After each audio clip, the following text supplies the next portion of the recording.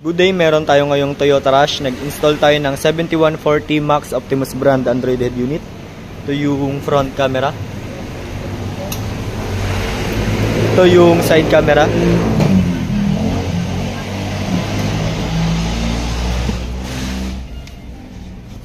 Ito yung 7140 Max Optimus brand Android head unit.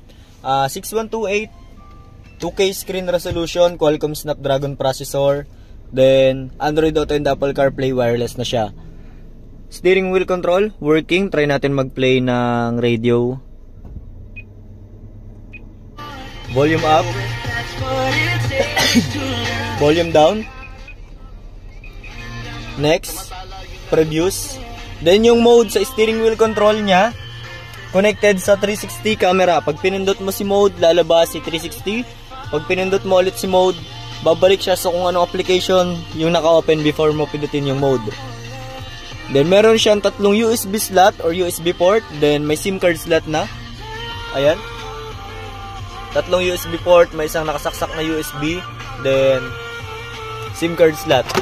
Working na yung SIM card niya. Ayan, meron ng signal icon ng SIM card. Then, 360 camera. All sides recording na siya. Ayan. Front, rear, left, and right recording. Then 360 camera, meron siyang auto trigger na tinatawag pag ang takbo mo ay 20 kph below. For example, pag nag-signalate ka, ayan, left signal, then right signal, hazard, then priority ng trigger yung reverse. Ayan.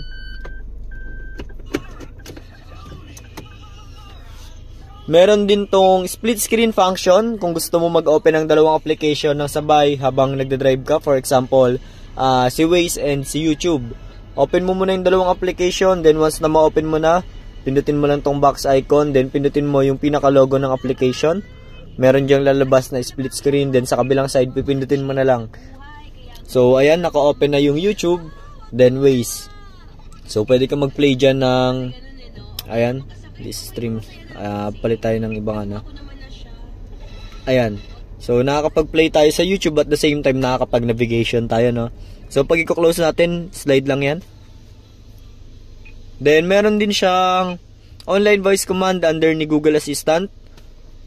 Then, meron tayong application tulad ni Waze, Netflix, Google Assistant, Google, Maps, Spotify, Play Store, YouTube, then Chrome. Then, itong head unit na to, meron din tong tracker na accessible through phone. Meron din siyang live viewing ng 360 camera. Then, meron din tong multi-gesture touch operation. So, ito yung manual ng multi-gesture touch operation ng unit na to. Yan, 2 fingers up and down volume control, 2 fingers left and right, next track or previous track. Then, 3 fingers slide left navigation, 3 fingers slide down silent or mute, 3 fingers up, screen off. So, try natin. Play tayo ng kahit anong music. Volume up, down, next, previews, 3 fingers slide left, navigation, 3 fingers up, screen off, pero working pa rin yung unit, 3 fingers down, mute. So, yun lang. Ito yung Optimus brand Android head unit na 7140 Max. So, thank you. Overtime pala ako.